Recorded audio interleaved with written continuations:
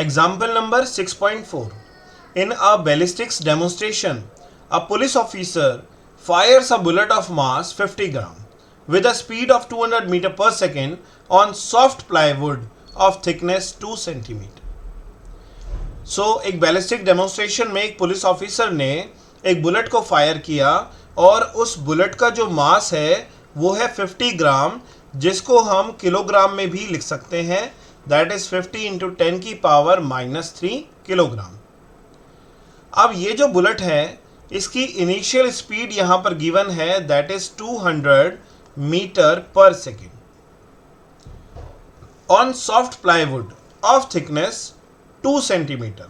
सो जो प्लाईवुड है उसकी थिकनेस है 2 सेंटीमीटर, इसका मतलब 2 इंटू 10 की पावर -2 मीटर। The bullet emerges with only 10% of its initial kinetic energy. तो अगर मान लीजिए ये हमारा सॉफ्ट प्लाईवुड है जिसकी थिकनेस है 2 सेंटीमीटर और ये बुलेट है। सो बुलेट की इनिशियल स्पीड हमें गिवन है। अब ये बुलेट इस प्लाईवुड में पेनेट्रेट करती है और पेनेट्रेट करने के बाद जब ये बुलेट यहाँ से बाहर निकलती है जिसको हम बोलते हैं एमर्जिंग आउट।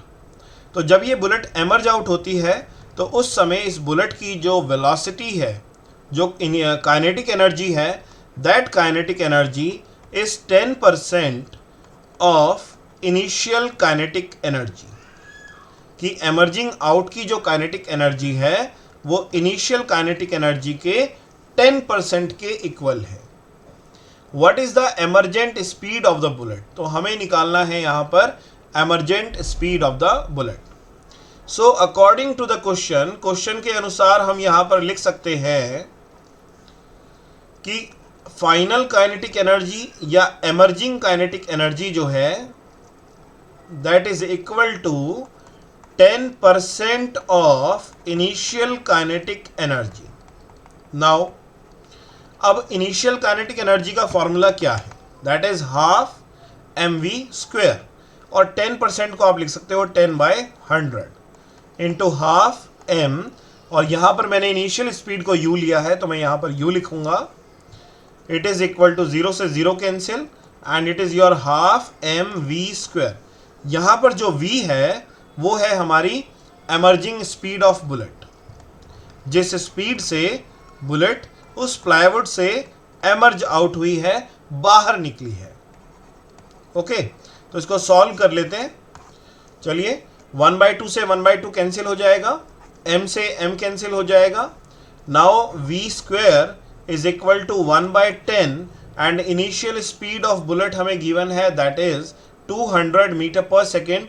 अगर हम यहाँ पर 200 पुट कर देंगे उसका स्क्वायर फाइंड करेंगे, so it is your 40000 divided by 10, so v is equal to √4000, जिसको हम लिख सकते हैं v is equal to 10√40।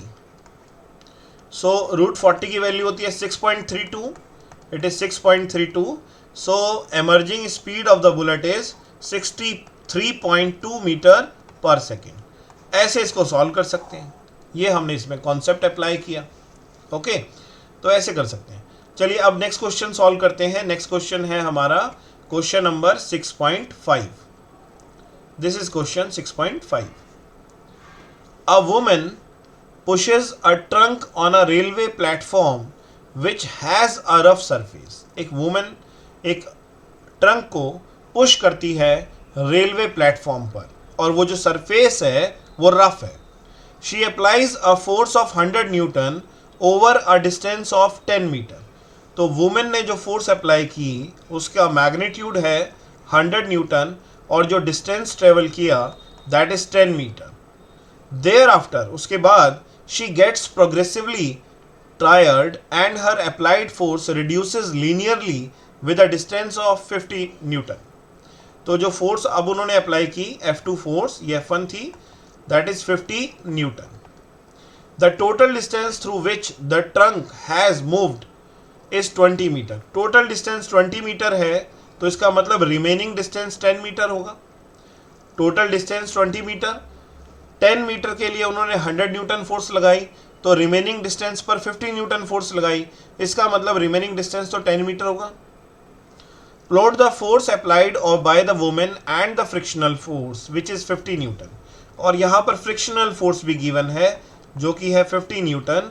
Calculate the work done by the two forces over 20 metre. तो पहले हमें इसका ग्राफ प्लॉट करना है, उसके बाद हम यहाँ पर वर्क डन फाइंड करेंगे for the normal force and the frictional force. So देखिए ग्राफ कैसे प्लॉट करेंगे, let us understand the graph. Y axis पर हम रिप्रेजेंट कर रहे हैं force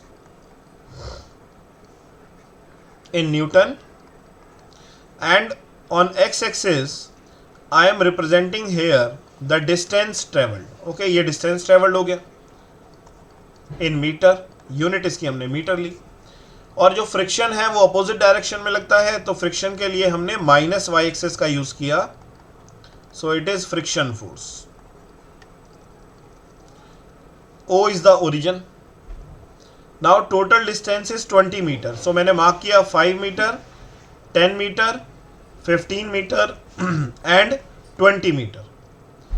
Now maximum force is 100 newton. It is our 25 newton, 50 newton, 75 newton and 100 newton. आप directly 50 और 100 भी लिख सकते हैं, नो प्रॉब्लम। नाउ देखिए, अब 10 मीटर के लिए 100 न्यूटन फोर्स लगी, दिस इज 10 मीटर और ये है 100 न्यूटन, सो इट मीन्स ये हमारा पॉइंट आ गया।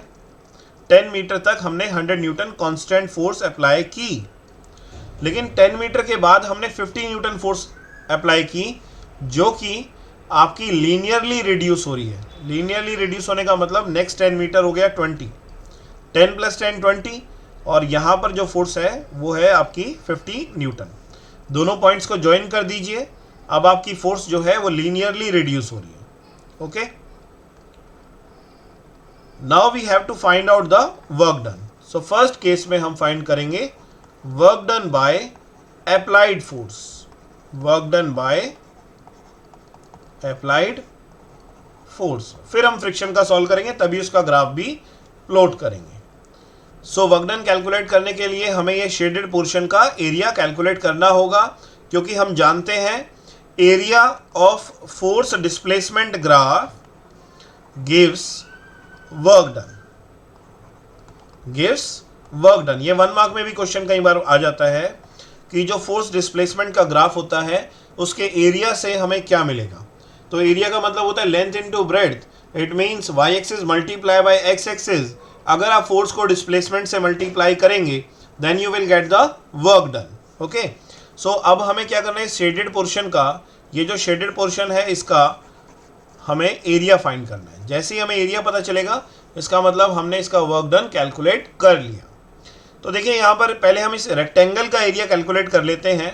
जैसे मैं इसका नाम लिखता हूँ O A B C D and M।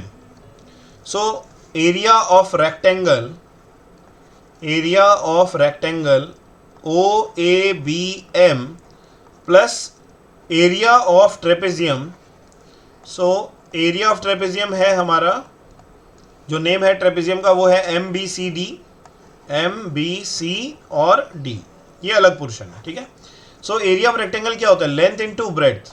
आप देखिए what is the length of this rectangle 100 and what is the breadth, that is 10। So 100 into 10, 100 into 10 is 1000 plus area of trapezium is half of sum of parallel sides multiply by height।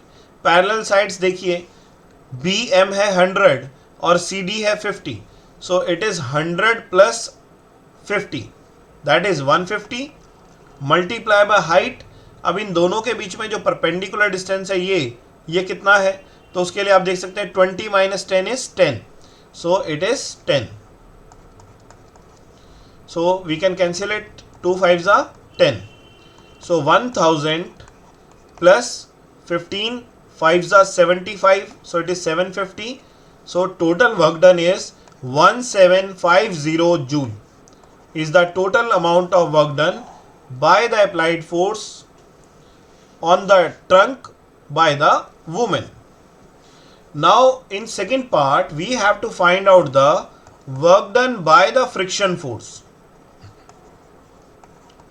Work done bye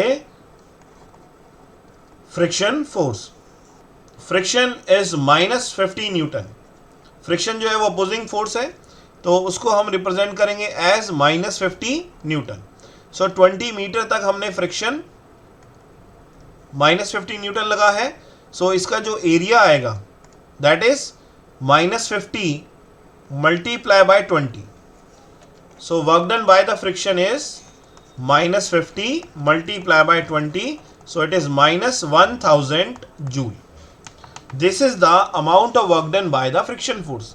तो ये हुआ work done by friction force, और first part में हमने calculate किया work done by the applied force. Okay, so these are the two question 6.4 and 6.5